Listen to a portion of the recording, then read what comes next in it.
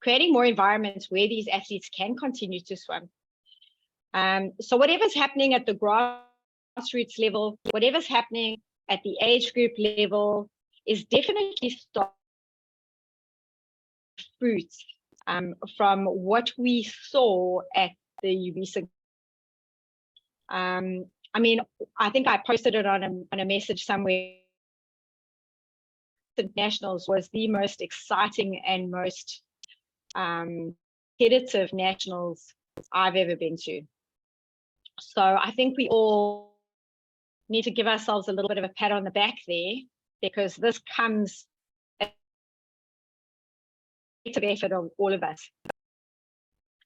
So diving into this workshop, why is long-term athlete development so important? And it's because we need to get our athletes through to that point in their development where they are going to be at their strongest.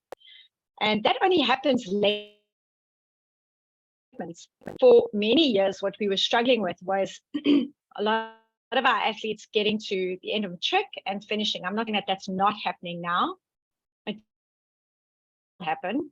But there's still so much that they have to offer the sport at these later stages. So how can we do a better job with keeping more engaged and wanting to participate for longer so that we can benefits of long-term success and maximum development opportunity that is going to be available to them? So long-term athlete development provides this structured framework for us to help swimmers reach their full potential, stay healthy and motivated throughout that process, even though that is hard work and requires a lot of input from various partners in this journey. And it allows athletes to develop at their own pace. I ran a workshop this weekend, and the athlete that I used to assist me was talking about how he never qualified for a World Juniors Championships or any sort of youth team that traveled to international competitions. He never made any of those teams. He only actually qualified for an international event at 22 years old. And this is a classic example of giving our athletes the opportunity to develop at their own pace to reach their full potential. And if we do this right, then athletes are less likely to burn out, face injury, or lose interest in the sport. So let's talk about what does a well-structured long-term athlete development program look like, okay? Well, it's taking into consideration training and competitions. We want well-balanced training versus competition opportunities. We've considered age and maturity, cognitive maturity and physical maturity for our programming. There's a consideration for the athlete's gender. Preparation is geared towards participation and performance, outputs and results rather than winning at all costs. There's an awareness of vulnerabilities and sensitivities that our young athletes might be experiencing. Fundamental movement skills are developed. And a long-term athlete development program, much like ours at the moment, includes athletes with disabilities. So for a minute, reflect on your program at the moment. Are you meeting these criteria when it comes to considerations for training and competitions? Are your programs, is your practice versus competition opportunities well balanced or relevant to the age group that you're working with currently? in your programming, is there a consideration for age and cognitive maturity and physical maturity? Or have you created, even if you only have space for one program in the afternoon and you throw all your kids together, how are you managing that consideration? Do you have all the kids certain age in specific lanes? Are they running different programs? Or do you have assistance for that? Do you have something that is gender specific? Are you aware of age group relevance and gender specific things that you should be focusing on at different times? In your program, are you focused more on the winning elements, the awards, the silverware, or are you gearing these kids up for the long-term love of the sport?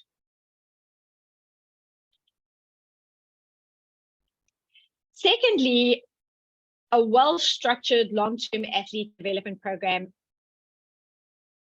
is a holistic program. We've got age-appropriate competition structures, which is what we've got. We've got level 1, 2, 3, and so on. That gives us ability, but also age group relevant structures. We've got talent identification and athlete management strategies included. I'm going to talk a little bit more about athlete management a little later. There's an integration and interaction with the school programs around you in your community. There's an encouragement of late specialization. We don't want these kids deciding to be a 50 butterfly at the age of 10.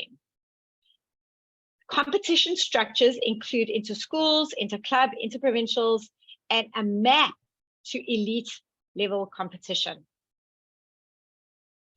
So a holistic program to me would be making sure that your kids are, if they're willing and if they're encouraged to do so, and if they're curious about it, taking part in the competition structures that are relevant for them. There's a talent ID program in place. In that, and when I talk about athlete management, what I mean there is that you look at an athlete and you see the potential that they may exhibit in the sport. What do you do with it? Do you just let it play out and hope for the best? Do you aim to maximize results that you might get out of that swimmer? Or do you actually go and sit down and say, look, this is what I see, and this is the suggested route I think we should be taking? And listen, I mean, maybe that's a little bit more relevant to coaching at this stage, but I know for a fact that at Learn to Swim, you can see then whether a child has a natural feel with the water, a natural sort of presence. It sort of understands the environment, right? That child understands the environment. Are you then communicating with parents and saying, listen, this kid really has potential?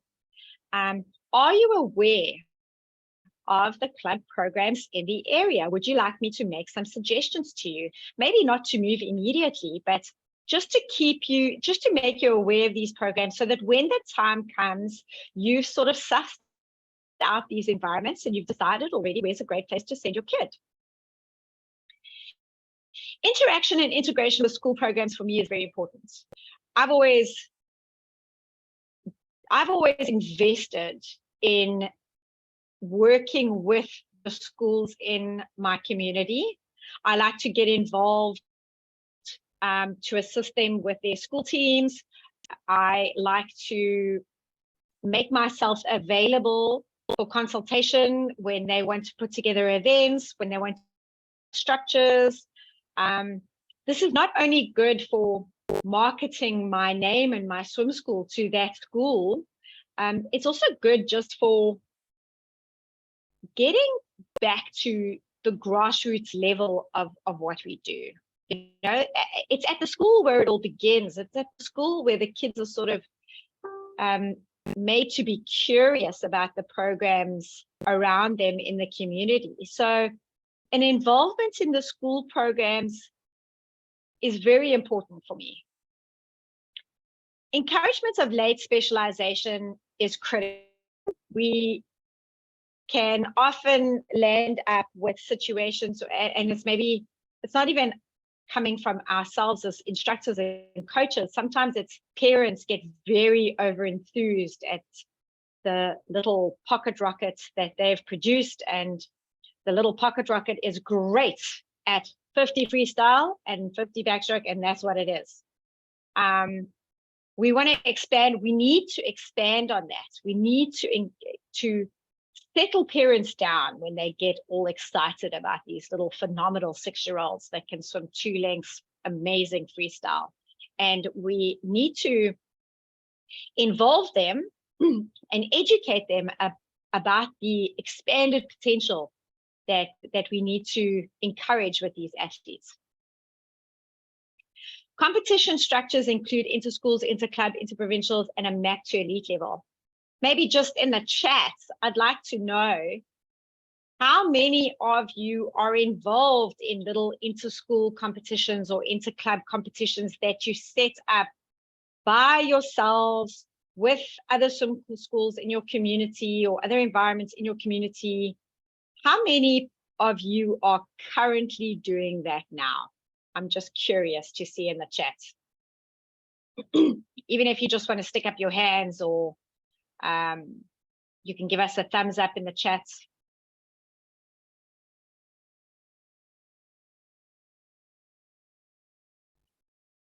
You know, I certainly think that there's an opportunity for that. I think, especially coming out of COVID, and I suppose people are saying this all the time, coming out of COVID, reemergence after COVID and all that sort of thing. But we need to kind of hit the ground running, I think, with these opportunities.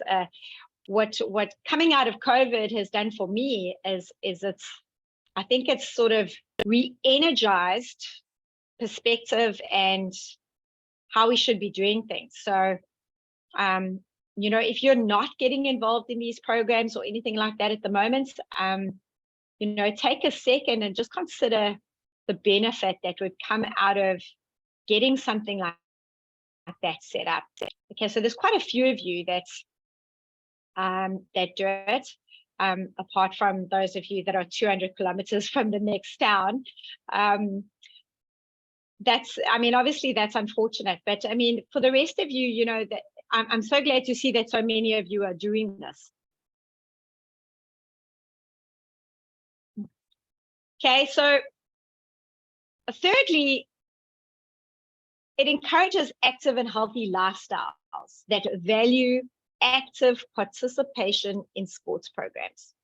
Now, according to the World Health Organization, the global prevalence of obesity has nearly tripled since 1975, with approximately 41 million children under the age of 5 and over 340 million children and adolescents aged between 5 and 19 are obese, are overweight or obese.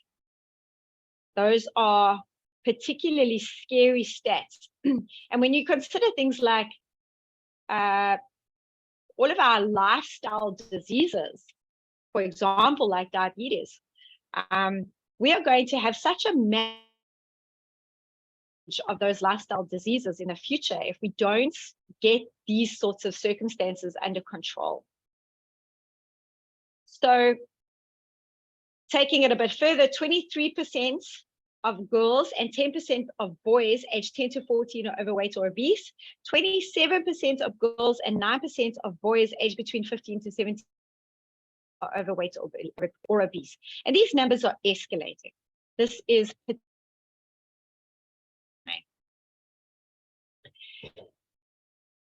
long-term athlete development program also has better system integration.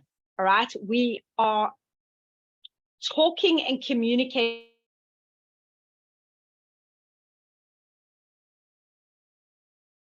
up with your local gymnastics coach to come. Tracey, I just need to interrupt. We keep losing you, and I don't know if it's just me. I get the odd break. Okay. All right, let me see what I can do about that. Okay. I'll let you know if it gets worse. Okay. Give me 5 minutes. Let me change modems. Yeah, thanks. I think it'll be great. I see a lot of people are saying. Yeah. Okay, thanks. Sorry, coaches. Let's just bear with Tracey to switch networks, and we'll get her back on. I was getting most of it. It was just the odd word that was skipping and doesn't make for pleasant listening. So while I've got your attention and we're waiting for Tracey, I just want to remind all the coaches that are in the session now, to claim your CPD point, you need to log back into Kettlebell. Go to the event attendance page, and you will see the blue buttons next to the title. Click on that, and that will open up your questionnaire.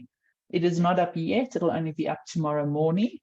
Once you've successfully answered the questions, then you will have your CPD point issued. Okay, Tracey, I see you back. Do you want to give me a sound check? Okay, so check. Yes, sounds good. Okay, back over to you. Okay, so let's see how it goes. Okay, so anyway, trying to find my train of thoughts again. So yes, buddying up with your local gymnastics coach to come in and do some interesting new flexibility exercises, or buddying up with your local synchronized swimming instructor and get her to come and show the kids particular synchronized swimming sculling exercises. These are all very important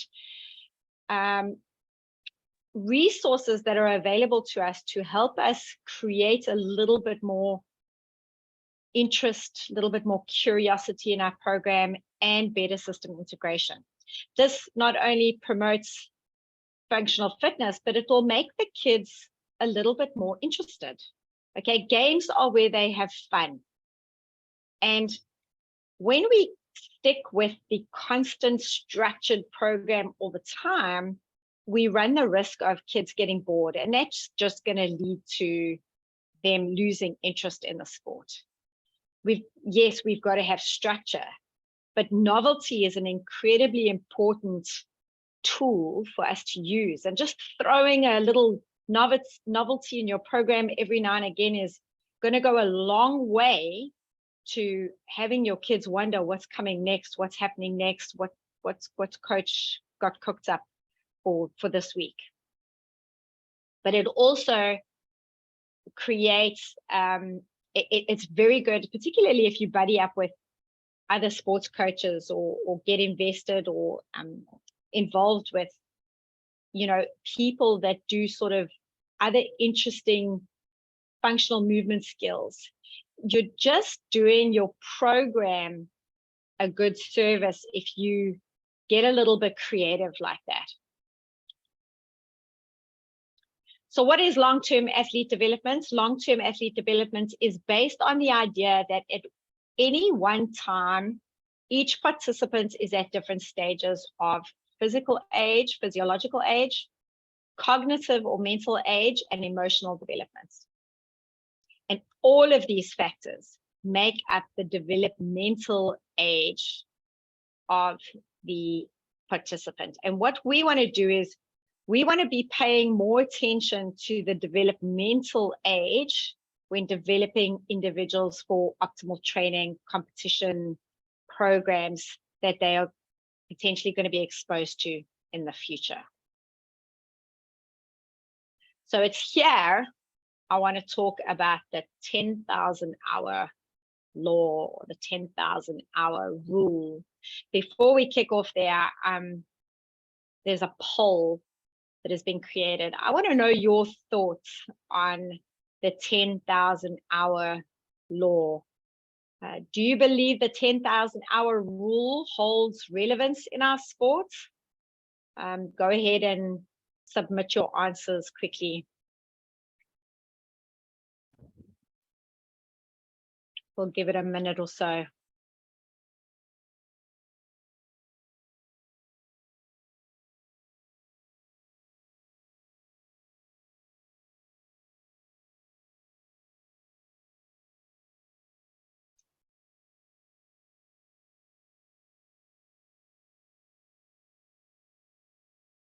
must say, I'm loving the interaction. 100% of coaches are participating at the moment. So just 20 more to go. Loving it.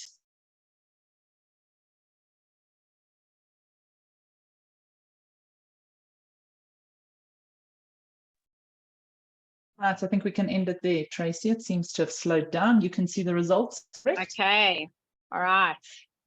So 69% of you saying yes, 30% no, 70%. So it's a 70-30 split. Okay, so let's dive into this 10,000 hour rule, 10,000 hour law. The 10,000 hour rule is a concept that suggests that it takes approximately 10,000 hours of deliberate practice to become an expert in any given field, including sports. This concept was popularized by Malcolm Gladwell in his book Outliers, The Story of Success. And this basically means that before the 10-year or 10,000 hour law comes into play, the player or participant must have developed the fundamental skills. The player must be physically literate. And for a player and a coach, this kind of translates into about 3 hours of practice or competition every single day for 10 years. Now, the 10,000 hour rule has been criticized for oversimplifying this complex process of skill acquisition and neglecting other important factors like genetics and access to resources, but it still holds some relevance to the long-term athlete development strategies for swimmers. From my perspective, I think it's very important that we don't elude athletes to the fact that it's not going to be a struggle. You know, like we need to make sure that they understand that there is more than likely no shortcut for them to reach their full potential. Okay, so I don't want to move away from the rule and say, oh no, it's not relevant. I think it's incredibly relevant from an emotional and a psychological perspective that the kids understand that this is what is most of the time required. Okay, but I want to consider two things. One of the key ideas behind the 10,000 hour rule is that deliberate practice is essential for skill development. The big thing there being deliberate practice. Deliberate practice involves focusing on specific aspects of the skill, receiving feedback, and continually challenging oneself to improve, right? This approach aligns well with the concept of long-term athlete development, which emphasizes the importance of a structured and progressive approach to training. Deliberate practice for me is constant engagement, various pieces of feedback for the athlete to chew on and make use of. Another consideration is that the 10,000 hour rule does not take into account the individual needs of athletes. Some athletes don't need as much time. Some need more time. But it depends on a whole bunch of things. And particularly here in Africa, I think the big thing is resources and access to facilities and a whole bunch of other things that can come into play, right? A lot of our kids are just not going to be able to access 3 hours a day in order to practice just because of the limited amounts of resources that we have. The 10,000 hour rule only focuses on skill development and does not take into account other important factors such as physical, mental, and emotional development, which are all essential for long-term success in swimming.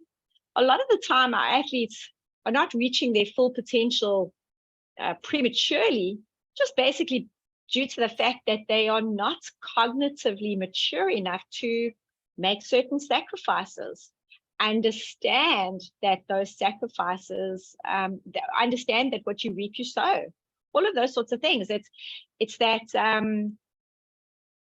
that immediate gratification that takes over the limbic part of the brain that just has them trying to satisfy urges immediately. They can't think big picture, and they can't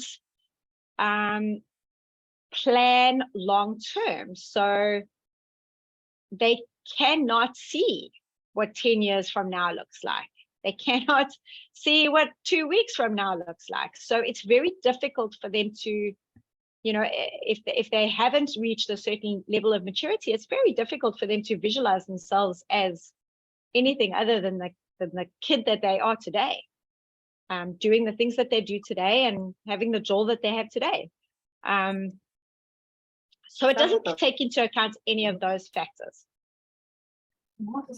To do Everything good?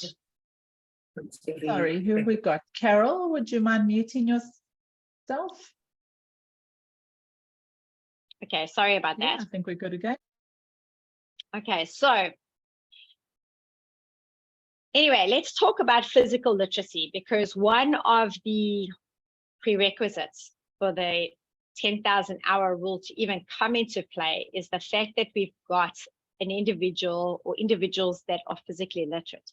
A physically literate person moves with poise, efficiency, and confidence in a wide variety of physically challenging situations, is perceptive in reading all the aspects of physical environments, and is able to anticipate movement needs or possibilities and respond appropriately with intelligence and imagination. For whatever reason, pulling this through to a PDF has lost all the space bars in my presentation here. So please accept my apologies for that not coming through correctly. But that is physical literacy.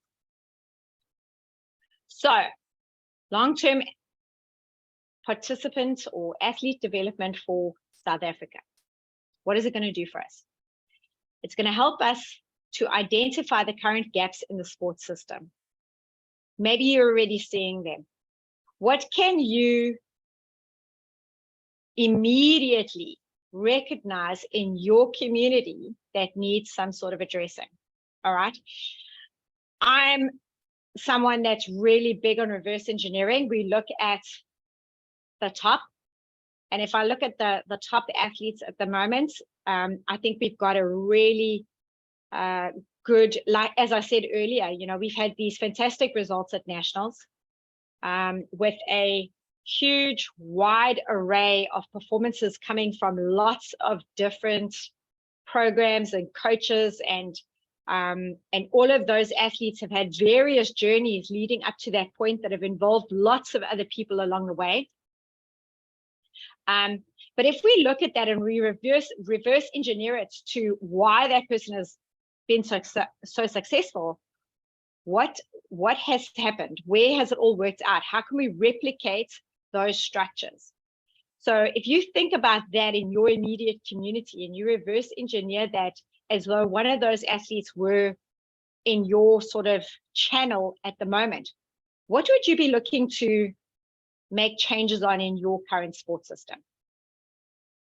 It provides guidelines for problem solving. We cannot continue to point fingers and focus on the problems. I really think that we need to take a strength-focused approach to what is happening in our sport at the moment. Our sport is strong. We need to leverage on those strengths and continue to move forward with the strengths. I'm not saying avoid the problems. I'm not saying ignore the problems. I'm saying let's stay strength focused and move forward with that mentality. Listen, if we want to look for problems, we'll find problems. We'll see them all over the place. But if you stay stuck and focused in a problem mindset, you're not going to see the solutions. So I think that long-term athlete development gives us an opportunity to zoom out our perspective a little bit and look at how we can make things better, how we can make improvements. It's a guide for planning for optimal performances for all stages of athlete development. It's a framework for a full system alignment and integration.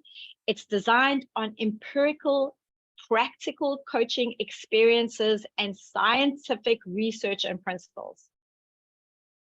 If we do it right, it ensures physical literacy upon which excellence can be built. It ensures that optimal training, competition, and recovery programs can be built for a person's entire career, right up to where they are thriving and excelling at the top levels. And it provides for an optimal competition structure for various stages of development. Are there any questions so far? If there's any questions, you are welcome to stick them in the chat. I'll give a minute just to see if there's anything that comes up.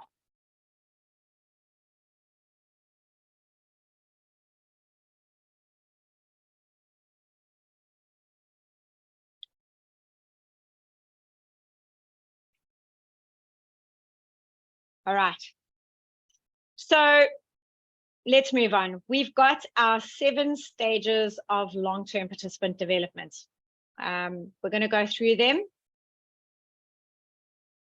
And I want you to understand that there are 10 key factors for a successful long-term participant development program. Okay, so we're going to go through each of these. I know it says 9. Periodization and competition planning are actually 2, but we'll go through them one at a time. And please feel free to pop your questions in the chat as we go through them. Okay, so diving into physical literacy first. So physical literacy, as I mentioned earlier, is the development of fundamental movement skills and physical abilities that are essential for participation in physical activity and sports. A lot of our problems at the moment are rooted in the fact that we've got loads of young people that have missed out on physical literacy development. If I and it's quite alarming for me. A couple of years ago, maybe 3 or 4 years ago, I had quite a large squad of swimmers, and I told them all to do a handstand. I'd say that out of 25 athletes, there were maybe 3 that could do a handstand. The rest were either terrified, petrified, and had no confidence to do a handstand, physically could not do a handstand, or just had absolutely no core or shoulder or upper body strength to hold themselves in that position. That's alarming for me, right? I mean, I remember at school, that's what we did. We played handstand competitions for an entire afternoon, and everybody could pull one off. And we had the pancake and the triangle and I can't even remember what all of them were called, but you had these handstand competitions where you would try and hold the handstand for as long as possible. I'm pretty sure that our phys ed teachers, maybe some of you are on this call, can attest to the fact that our young people, particularly primary school level, are scoring way below average on core strength tests, flexibility tests, and all that sort of thing. So we got a bit of an issue there, all right? The development of physical literacy is essential for swimmers because it enables them to move with confidence, competence, and creativity in the water. We talk about feel of the water all the time. And that comes into play when kids are able to think a little bit more creatively about their effect on the water.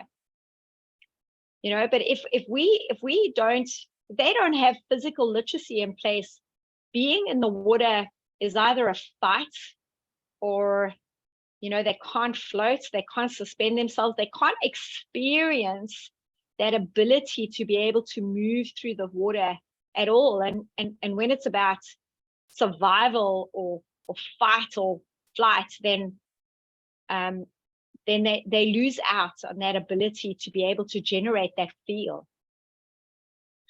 By developing physical literacy, swimmers are better equipped to perform a wide range of movements, which can help them prevent injuries, respond to neurological and sensory feedback, and enhance their overall swimming performance. I talk about this a lot in all of my workshops. If any of you have ever done the skills development workshop, the neurological principles one, you'll know that, my opinion about swimming is that swimming, where it's different to a lot of other sports, is that it's a very sensory experience. You're responding to feel, all of your senses are giving you feedback, and you are having to affect a medium that has its own behaviors and principles. That being the water, obviously, and the water behaves in its own way. It's got its own rules that it lives by. And physical literacy goes a long way for them to be able to understand the feedback that they are getting through their sensory system. So it is very important for us to do physical literacy. Now, on that note, I want to know how many of you had the time to read one of the articles that I sent out that I wanted you to sort of go through as a supplement to this presentation. It was the article written by what's his name, Mike. It was in that Swimming SA magazine, and it was about how we need more play in sports.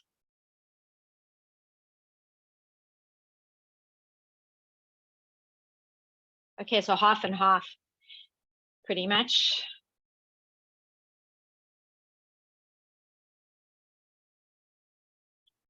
If you haven't read it yet, it's worth a read. Obviously, it's talking about the same sort of issue. The fact that a couple of generations ago, we were outside a lot. We were climbing trees, we were doing all of these things. And we've lost that. We've lost a huge portion of that kind of play. And the reason I wanted to talk about that in this presentation is because I see it as a potential opportunity and also as a solution to one of the problems that we're currently facing. So in Mike's article, he makes a suggestion at the end of the article about how to deal with this potential problem. And he's suggesting 2-hour swimming sessions, whereby you include a couple of minutes of calisthenics and a couple of minutes of this and a couple of minutes of that, and before you even get in the water. And my response to him was, Mike, that's great. I love your idea, but the trouble is, don't you think our children are already overstructured? Everything is lessons. Everything is swimming lessons, piano lessons, cricket lessons, soccer lessons. I kind of feel that one of the biggest problems we've got at the moment is that our kids are overstructured. There's no sort of free play, much like what he made reference to in his article. But I don't want to overstructure these very important things that need to happen. So where do I see this as a solution to a problem that we're having? So we have this delightful, beautiful problem with load shedding.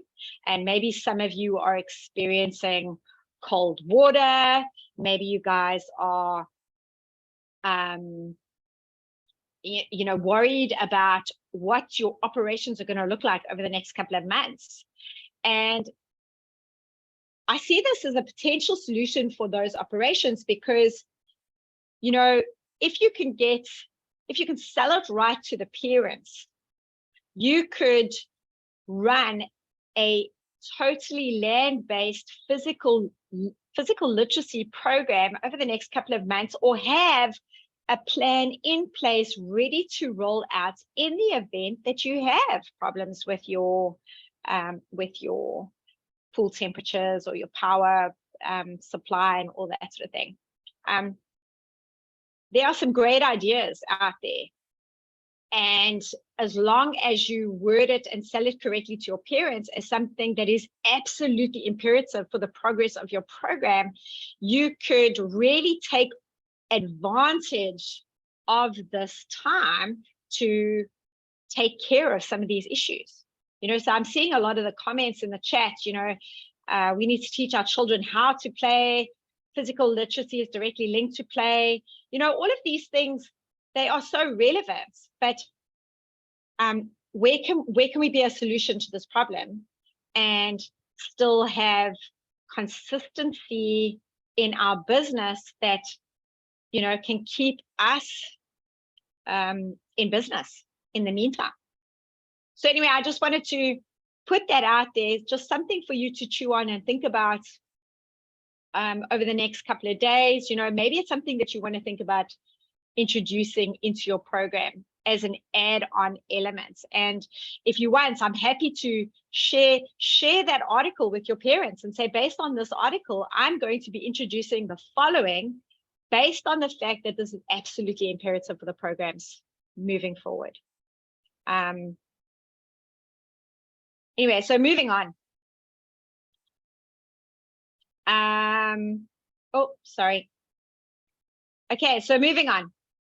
Let's talk about fundamental movement. Okay, so fundamental movement skills go through the same stages of developing any skill, right? Our kids need to develop certain neural pathways in order for a skill to actually be taken on in the brain. And all of that is going to happen at very different rates for each child. And that's going to be based on the repetition, the maturity, the execution, and all of those sorts of things. But fundamental movement skills development goes through the same sequence and phases. Now, what we want to try and do is we want to expose our kids to a wide variety of movements before the ages of 7. Really, we want to expose them to everything. Now, I mean, I remember I walked into a nursery school open day when I was about, 32, thinking about putting my kids into nursery school and being absolutely overwhelmed at every single thing that was on offer. I was absolutely terrified. I thought to myself, oh my God, what am I going to do? I can't possibly sign up for everything. But we need to expose them to as much as possible. So when you're looking at those sorts of things, we need to say, okay, right, so if I think lower body, core, upper body, how am I going to expose my kids to all of these skills? The optimum time to teach is between 6 and 11, okay? So really, what does this all amount to? This all amounts to the fact that we need critical skills development before the age of 12.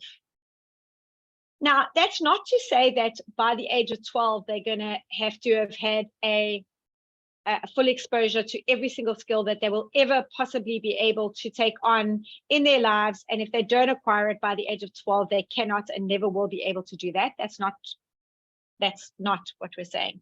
We're saying it's the best time to introduce them to all of these things. Okay, there are plenty of cases where kids have decided to get involved in a sport program at a much later stage, call it 16, 17 years old, and they actually land up thriving in that environment. However, it is based on the fact that they are physically literate, all right? So we need that physical literacy right in the beginning. So we start with this fundamental movement skill, and then we go into fundamental sports skills, moving on to refining technique so that they can improve and progress and move on to elite level participation. And what does a program like this look like? So we need to, during an active start phase, active starts is ages between up to the age of 6, right?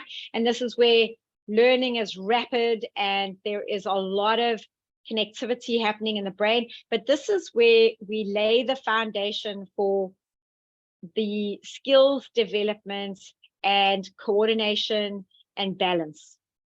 So again, coming back to our, our suggestion about including physical literacy lessons into your programming so that you can sort of compensate with load shedding and cold water and thunderstorms and lightning and blah, blah, blah, blah, blah. Look up at what sort of exercises can you introduce that will improve skill, coordination, and balance. Again, when we talk about integration, gather together with fellow swim school teachers in your area, come up with something that everybody can use, or get in touch with your local occupational therapist, physiotherapist, gymnastics coach. I always thought gymnastics was a great place to. I used to go and hang out at the local gymnastics studio and just get ideas. Not hang out just because I was bored. My daughter attempted gymnastics for about 6 months, but I used to hang around and watch because I found it so interesting, the movements and the exercises that they would do. And if we do that right, it creates multiple neural connections across multiple pathways in the brain, which is very important. And these are especially important for when rhythm is used. If we get this right, we enhance brain development.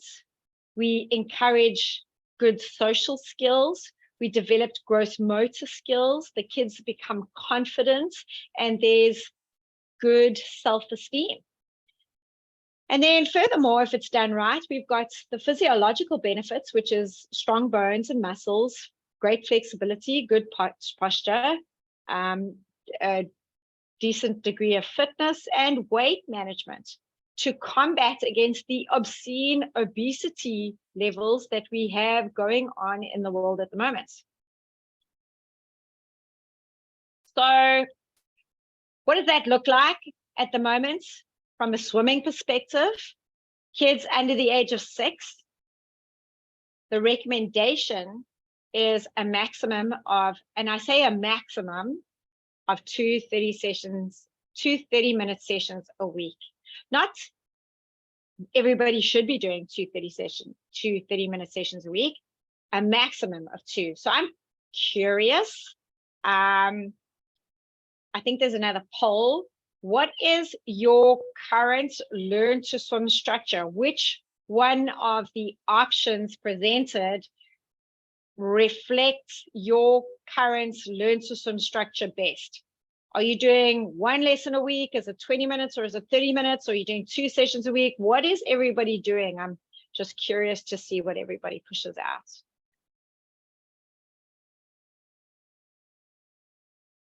And if you're not a learn to swim instructor, what are your thoughts on this? How do you think learn to swim should be? What do you think learn to swim should be? Okay, so most people doing twice a week. It's a 68% twice a week, 28% 1 30-minute lesson a week. And very few people only doing 1 20-minute lesson per week. Okay, great. Thanks for sharing. I said, yeah, there's some good input in the comments there as well, if you want to just read through those, the last 3. Okay.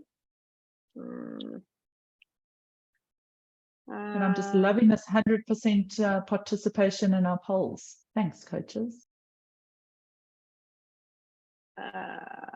We factor in this kind of training. Synchronized swimmers, it makes such improvements in their performance and abilities. That's great. Thank you, Laura. Laura, thank you for sharing. Sasha Lee, however, some parents do go for 2 30-minute sessions a week. I do 2 30-minute sessions a week. 2 30-minute sessions a week. So most people doing 2 30-minute sessions a week. I love the I learn to synchro idea. I love that because I say it all the time. Swimming is not just swimming, right? It's the gateway to so many things. We often do not, I know, and I'm not to say everybody, it's not to say that everybody does this, but unfortunately, there is not enough direction or guidance into all of the other things that knowing how to swim exposes you to. Okay, we've got swimming, yeah, but there is synchro, there's diving, there's water polo, there's even life-saving. A lot of, I mean, and not just life-saving at the coast, there's even still water life-saving inland. There's lots of different things. There's a huge underwater ice hockey league where I am. That's even something to consider.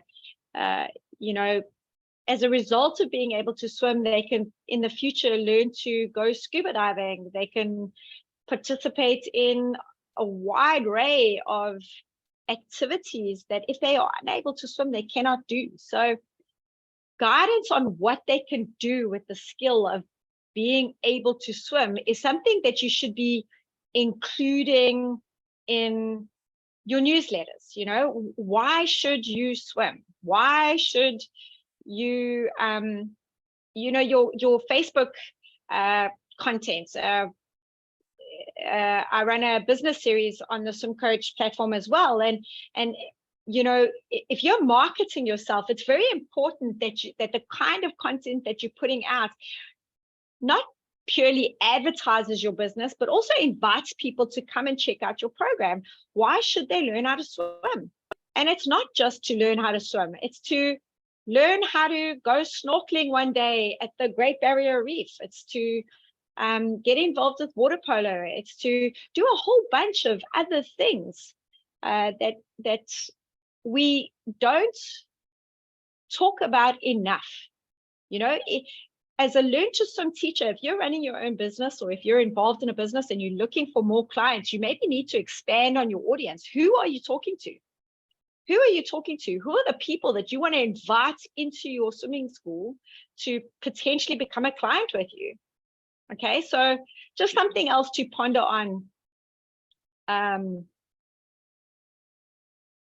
with regards to how you can get more people into your business and why they should be coming to you in the first place. So let's talk about the next stage. Physical literacy during the fundamental stage. I don't know who is drawing all over my presentation. Learn all fundamental movements and build overall motor skills. That's what we need to be doing during the fundamental stage. All right. Now, the fundamental stage is boys 6 to 9 years of age and girls 6 to 8 years of age. We need to, at this stage, combine unstructured play in safe and challenging environments. We need to develop agility, balance, and coordination, as well as speed and rhythmic activity. We need to encourage participation in a wide range of sports, coming back to our point that we were just covering now, like swimming is a whole bunch of other sports as well, but we don't want to take up too much of their time in the week. It's good for them to go out and play hockey or play netball and do all of those other things that they can get up to. Strength, endurance, speed are things that are developed through games, not training programs. Kids need to learn how to respond to sensory feedback and read their movements. So what are we talking about here? Recommendations for a swimming program for the fundamental stage is boys is a maximum of 2 to 3 sessions per week of 60 minutes, or a maximum of 4 sessions per week at 30 to 60 minutes. Making sure that in these sessions you have high repetition, low intensity. So you're looking to sort of build high skill, loads of accurate skill development, and aerobic base. Now, the learn to train is boys 9 to 12, girls to 8 to 11. This is where they are now starting to learn what it feels like and how to operate in a training squad environment. All right. This is a period of accelerated learning and coordination, and it is very important for the development of sport-specific skills.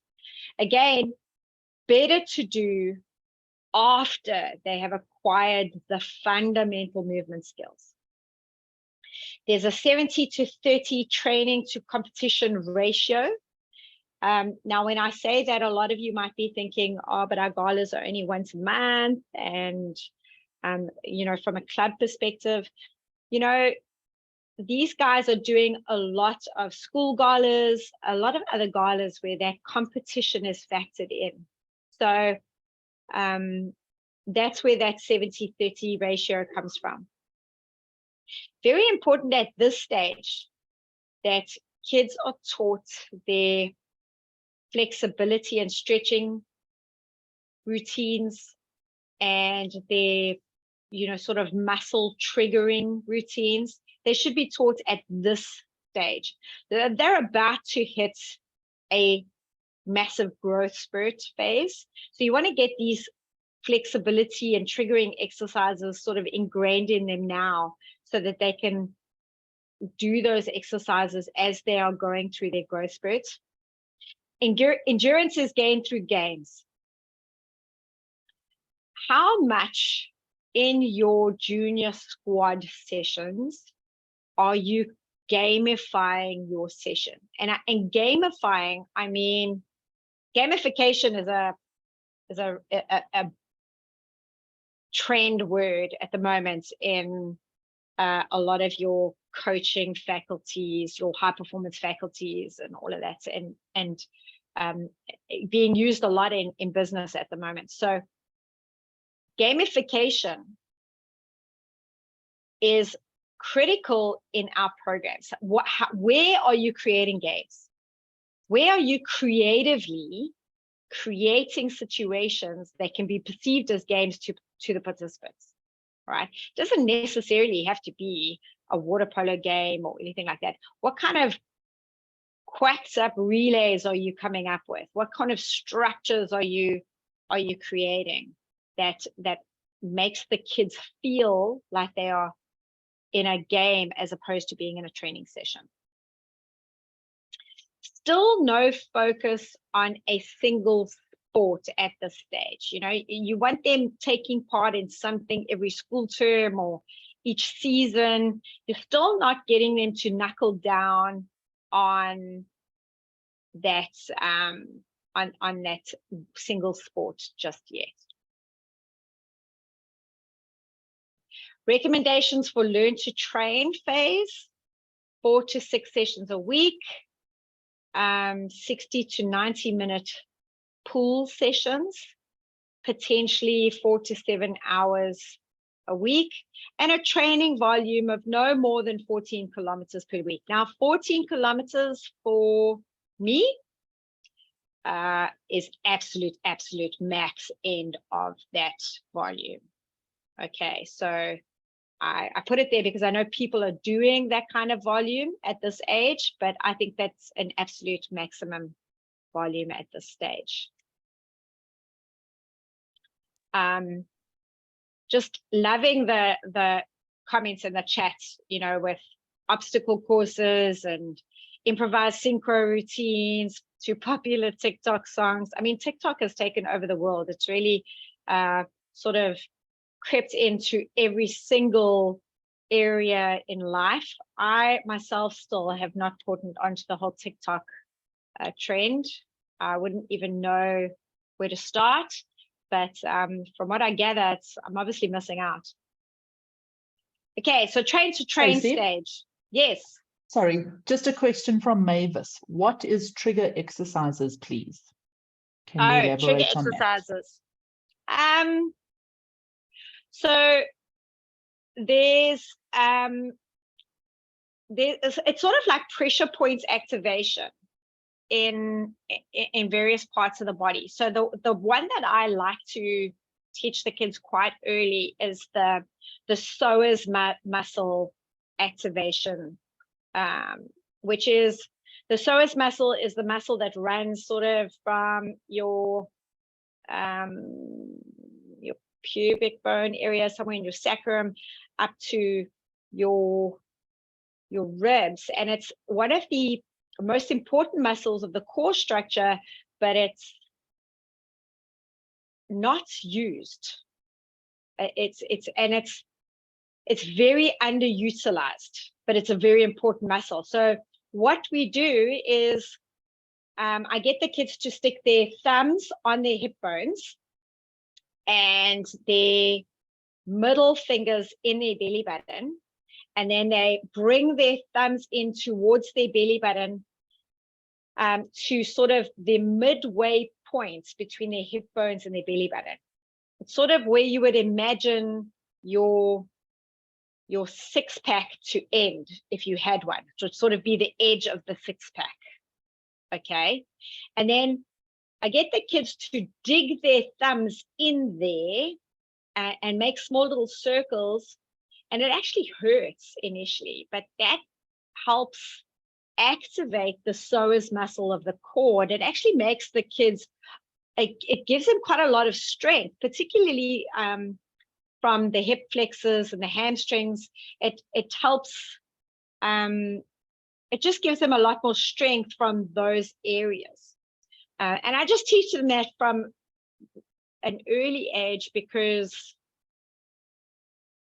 yeah, they just need to know. I mean, if they feel like they're not firing at anything, or they go to PE and they feel like they're just not getting enough power, you know, in their sprint exercises, whatever it is, a lot of the time it's just, you know, activating that psoas muscle and they can get it done. But it's like pressure points exercises. You could do them.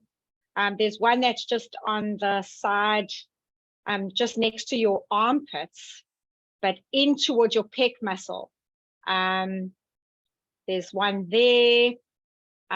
There's one under your arm. So yeah, there's a couple of those worth researching into, because it really does help with activating the muscles, the right muscles. Okay, so I'm going to move on. Can I move on? Everybody happy? Okay, so the train to train stage. Males 12 to 16, females 11 to 15. Here, a lot of focus on building an aerobic base. Development of speed and strength is happening towards the end of the stage. This is the window of accelerated adaptation to aerobic strength and speed training. There's optimal aerobic trainability begins with the onset of peak height velocity or major growth spurt. This is, in other words, or maybe an easier way to notice that this is basically puberty. Okay. Major focus of training is learning the basics. if you have ever listened to, I think Cheryl's actually got it as an on-demand presentation on the Swim Coach platform. It's the talk by Wayne Ridden, where I think he just reflected on things he would have done differently as an age group coach.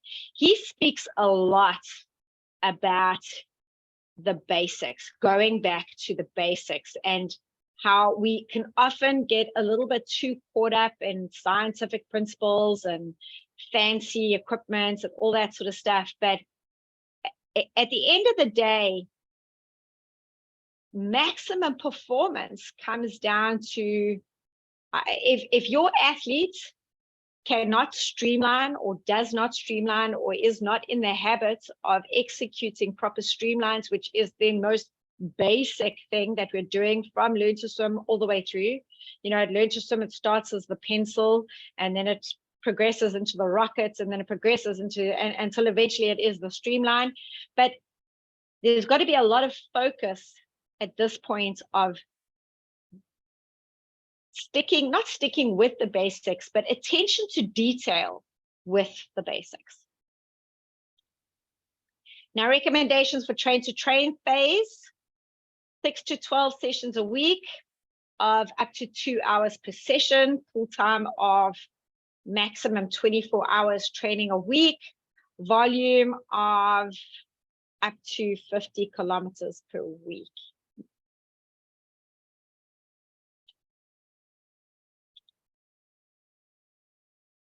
Okay.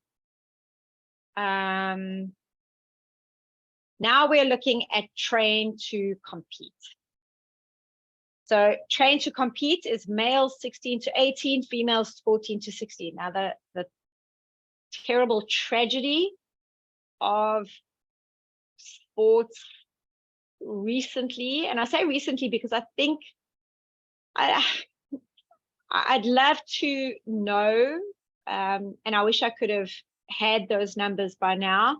I'd love to know what the ratios, what the stats are currently on athletes quitting at this stage.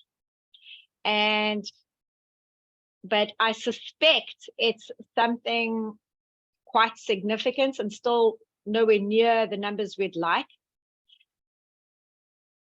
We need to get athletes through this stage. This is the most complicated stage. It's the most complicated stage from a development perspective. It's the most complicated stage from an emotional,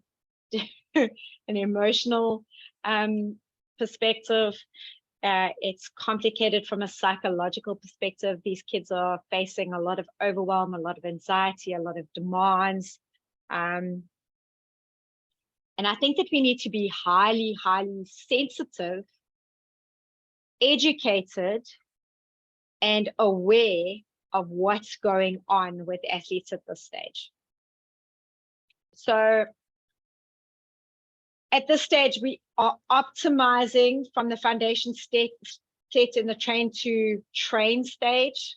It's here where they are really starting to learn how to compete. They are learning how to race. There is optimization of fitness and a lot of work done on proper preparation for events. But they must have a solid foundation from the train to train phase before they can move into this phase. You know, there is a big problem if at this stage, you know, if your athletes are moving into this stage and they cannot do the basics, okay? So we've got to be making sure that in the train to train phase, you are particularly pedantic about habitualizing the basics.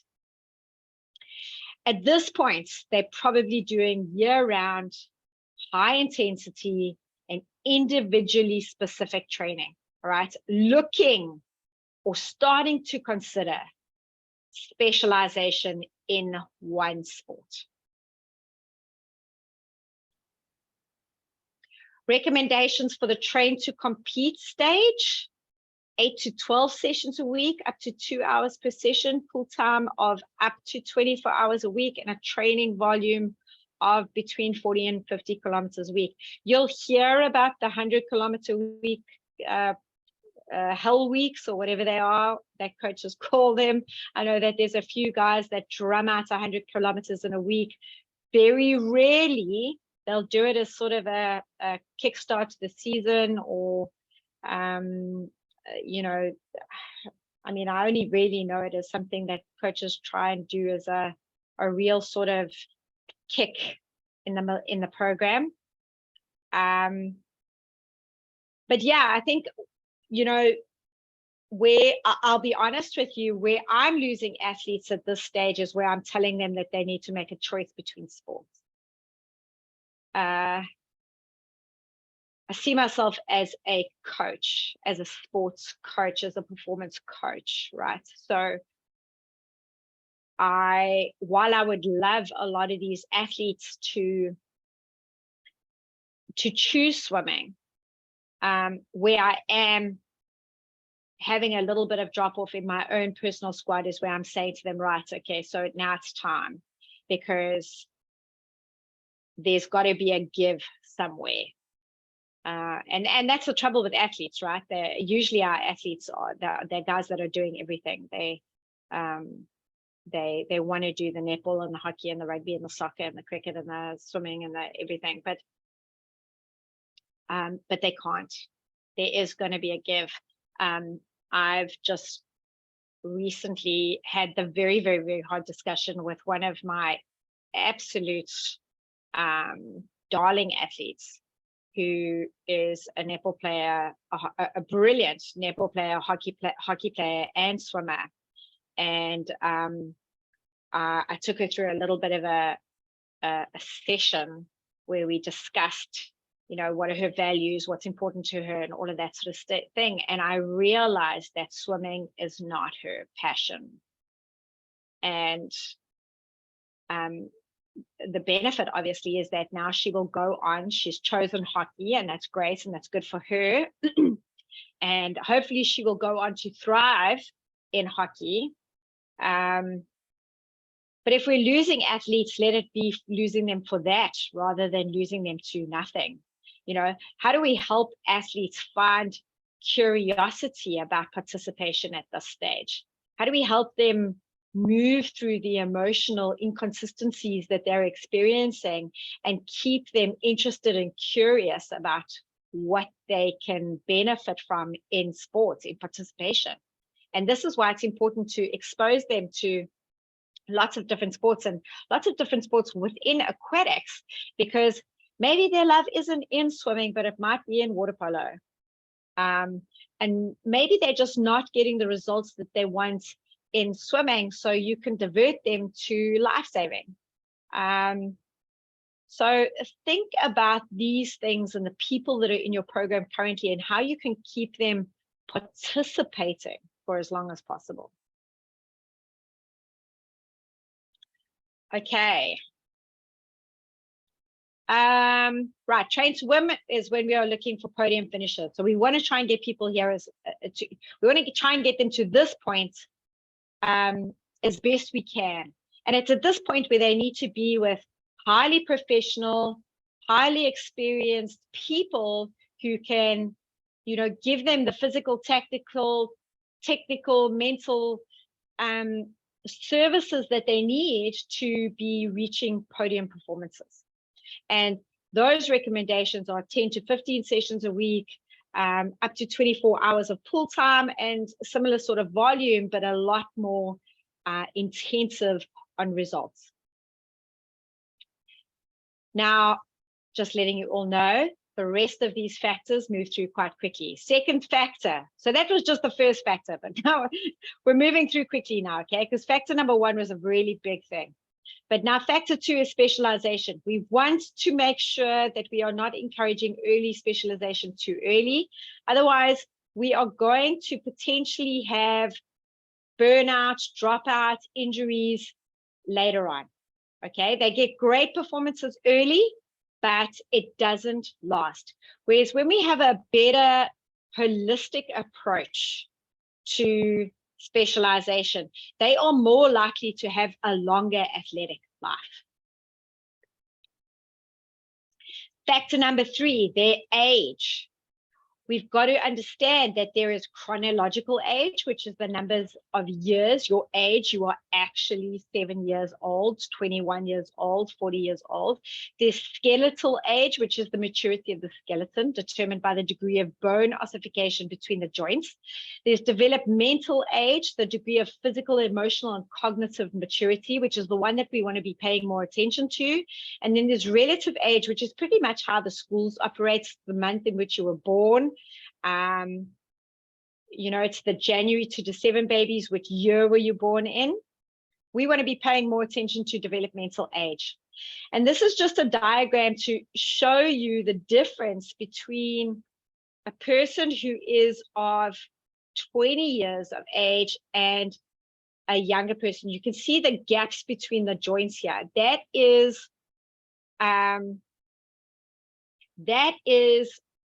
This is where we cannot afford to, you know, put them on any sort of weight programs or gym programs or anything like that. This is how different they look. Okay, you can see clear ossification here. The joints are a lot more compacted together. Here you can see huge gaps between all the bones. And I mean, you can just imagine the rest of the joints in the body. Factor number 4, trainability. Trainability is defined as the response of a developing individual to training stimuluses at different stages of growth and maturity.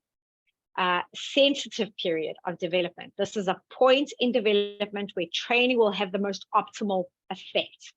An optimal effect has 5 different sort of things, elements that we want to consider. Okay, so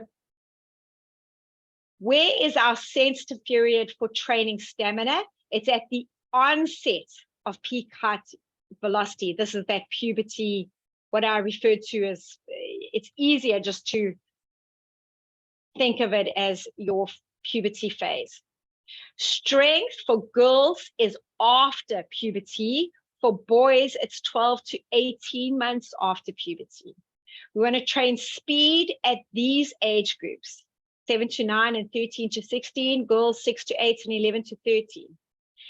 Train skill at girls between 8 and 11, and boys at the onset of the growth spurt, boys 9 to 12.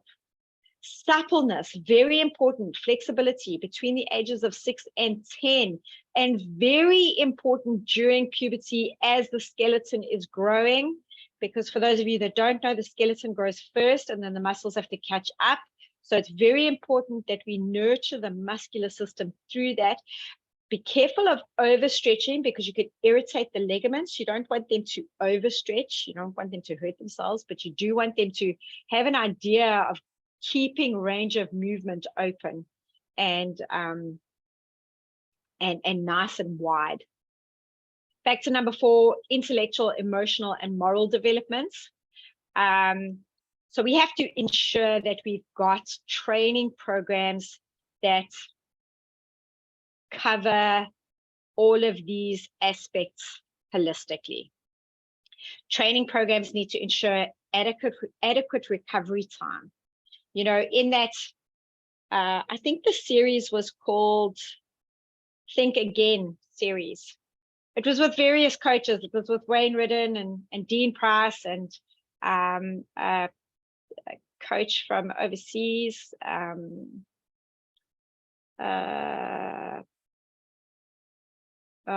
can't remember, but anyway, also on the Swim Coach platform, you know, one of the things that I think it was Dean Price talked about was his underestimation of the value of recovery for athletes. We want to focus on programs that build the whole person, not just the athletes. It's a holistic approach. You know, we want to create characters, people with high moral values, right? And that all happens through environments that display great ethics, fair conduct, and all of those things that are going to create and develop beautiful people that are going to make significant contributions to society. Factor 6 and 7, periodization and competition planning. So we're all in that competition planning phase. If any of you are involved in your provincial affiliates structures, you're thinking about competitions at the moment. And here is your guideline on what your ratio should be between competitions and training. Okay. I'll give you a minute to screenshot this slide if you like.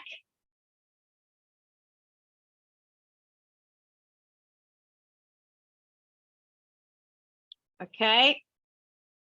Factor number 8, excellence takes time. And this brings me back to that 10,000 hour rule.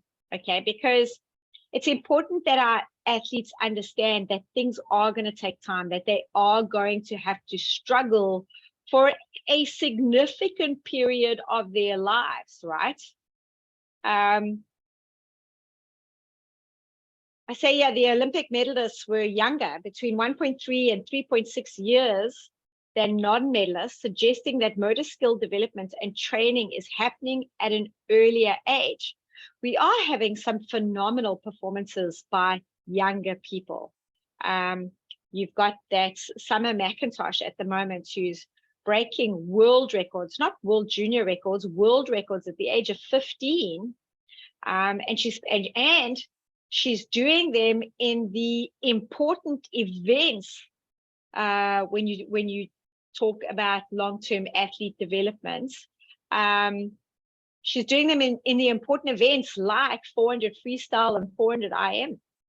So something to consider with the 10-year rule. Unfortunately, standout performances like that are always going to draw your kids' attention to the fact that, hey, maybe I can, cut corners here and there, but that's not something that we want to encourage. She obviously has incredible physical literacy. She's definitely got emotional and cognitive maturity well above the average 15-year-old. So there's lots of elements in play there.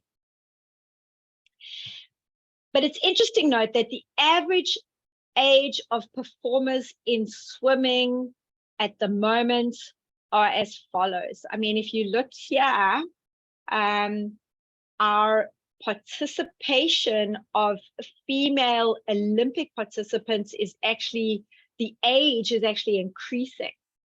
And the age range between Olympic participants and finalists is huge. Now, if our athletes are quitting and calling it a day at 15 and 16, you can see here, just by this small example, how much more potential there is in the game for them. This is the average age of female finalists at the recent Olympic Games, or the 2012 and the 2016 Olympic Games. Again, here you can see that your age groups are definitely spreading. Okay. Again, here's your male participation stats. Again, spreading.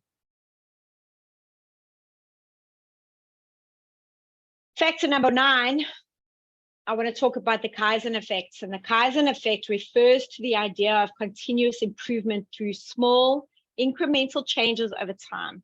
In other words, instead of trying to make big leaps of progress all at once, the Kaizen approach focuses on making small, consistent improvements that accumulate over time and lead to significant long-term gains. I always say to my athletes in a training session, I always say to them, I want 1% more. So from one repeat to the next repeat, or from one set to the next repeat, 1%. Where's your 1%? And 1%, when you give that as a measure to an athlete, it's doable. Okay. But if by the end of the training session, they can say that they walked away having applied 1% at least 4 times, they can walk away from the training session knowing that they had applied themselves at a 4% gain throughout that session. Small incremental changes, 4% from one day, every day for 5 days over a period is obviously going to produce results at some point. In the context of long-term athlete development, the Kaizen effect can be particularly relevant because it encourages coaches and athletes to focus on the process of improvement rather than just the end results. Our kids are so focused on the results and the times that pop up on the board. How can we break that down into smaller goals, smaller achievable steps, showing them that we're constantly improving, but maybe not necessarily improving the time on the board? Where can they make other improvements? What feedback are you giving your kids in relation to their races, in relation to their progress over time? Right. This is very important in my program. My guys have, at any given point, for any given race, they're receiving at least 7 pieces of feedback. Okay. Because the time is not always going to be great. In fact, in their entire swimming career, most of it will be spent in struggle and disappointment if we are not constantly looking for where they can find the wins. The concept of continuous improvements is based on the fact that we want scientific and sports-specific innovations and involvements in all facets of physical education, sport, and recreation. We need to recognize the interlocking relationship between physical education, school sport, community recreation, lifelong physical activity, and high-performance sport. There needs to be sustainable, long-term approaches to development that prioritizes consistent progress and growth in one area or another. We need to avoid the pitfalls of short-term thinking and overtraining. This brings me to the final factor, which is system integration. And we've already spoken about how you can integrate your systems in your community and think a little bit more broadly. But when it comes to long-term athlete development, it's important to recognize that no one group or individual can achieve success on their own. We need the team, guys. The coaches need the Learn to Swim teachers. The Learn to Swim teachers need the coaches. We need the affiliates. We need the provincial body. We need the guys in the office. We need the officials. We need Swim South Africa. We need all of these things, and we need all of them to achieve the major successes in our sport. Long-term athlete development requires a coordinated effort and alignment between all the role players involved in the development of athletes, including government departments, national federations, school sport departments, coaches, parents, and the athletes themselves. And that's why it's important for us to take a strength-focused approach to our whole system. We have to take that strength-focused approach because we cannot do this without each other. And we're not winning, pointing fingers and complaining and talking about all the things that are wrong with the system. We need to be looking at what is working and how we can replicate things that are working. That's just my 2 cents on that. Government departments need to be responsible for sports and recreation and providing funding and resources to support the development of grassroots programs. The national federations can develop coaching frameworks and training programs that align with long-term athlete principles. The school sport departments can provide opportunities for young athletes to participate in sports and develop fundamental movement skills. And our job comes in here. Coaches and parents can work together to support the holistic development of all of our athletes. That is it. Long-term athlete development in great time. I hope that you guys found it reasonably insightful. Thank you, Tracey.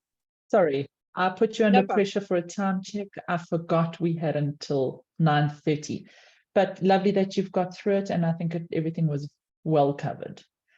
Coaches, just take a look in the chat. I dropped a link to the resources Tracey was talking about earlier, if you didn't get them. The first link didn't work, so I put the PDF there. So just grab that before you leave this session. Tracey, just going through all the messages. Thank you, thank you, thank you. Everybody seems to have really enjoyed it. So thank you, coaches, for joining us so late. And we look forward to spending the evening with you tomorrow again. Thanks very much, guys. Thanks for your time this evening. I'll see some of you tomorrow. Right. Thanks, everybody. Cheers.